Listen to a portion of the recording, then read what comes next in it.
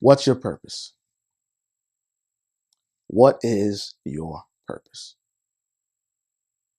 Rick Warren wrote a book called The Purpose-Driven Life. It was a very successful book, very critically acclaimed and top-selling book that basically talked about finding your purpose of being here, living your life with a purpose, not just going through the motion, not just having a series of days and weeks and months and years pass by, but having a purpose.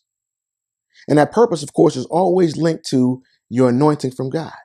Why has God placed you here? Why has he given you the gifts, the talents, and so forth that he's given you? That's your purpose. Finding your purpose.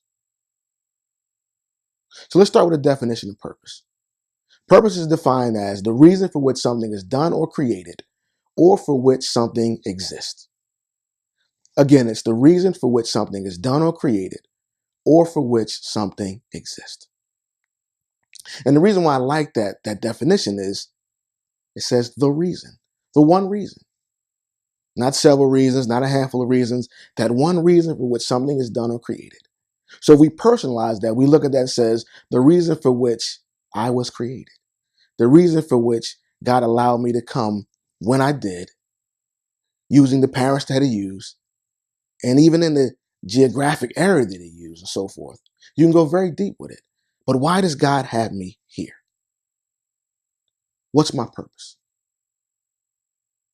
So in identifying your purpose, the first thing that's very important is you have to seek God's face.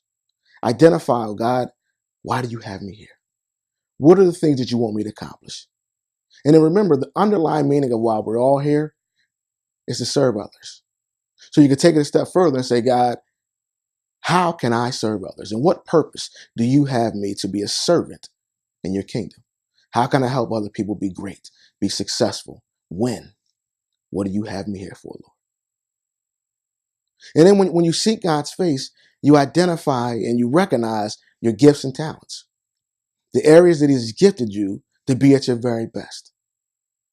And then when you put those two things together, building that relationship with God by seeking his face and finding out what he has for you, and then applying those gifts and talents, there's your purpose. You have your purpose. You have your anointing and the reason why God has placed you here. Oftentimes we talk about our careers and we talk about our jobs, and those are both great. We obviously want a career over a job because a job means you can work here one day, here another day, and you're just going from one place to the next.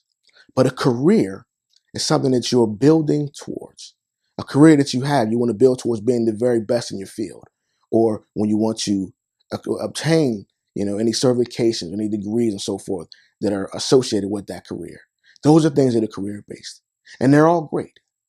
But we know that God didn't place any of us here to be a security guard, to be a customer service rep, to be a cook, any of those career things. They're all great and they're all needed and they're all important to us in our growth and our development, but they're not our purpose. Our purpose is to serve others.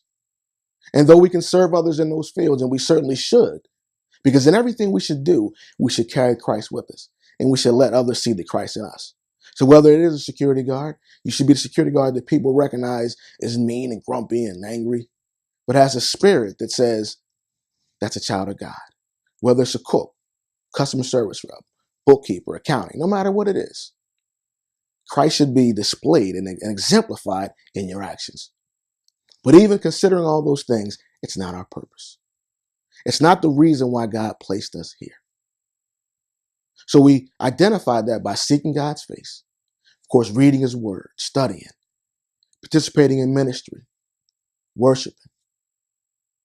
And then, of course, applying our God-given gifts and talents to be at our very best. Remember, until you find your purpose, you'll just be living life going through the motion. And though you may be successful, you'll never reach the level that you can reach, never maximize your potential, never be at your very best. And in many cases, you'll just be like a hamster on a wheel, just going in circles and circles and circles, not accomplishing much. Find your purpose. Find the reason why God created you and why you exist today. Be a blessing to somebody else.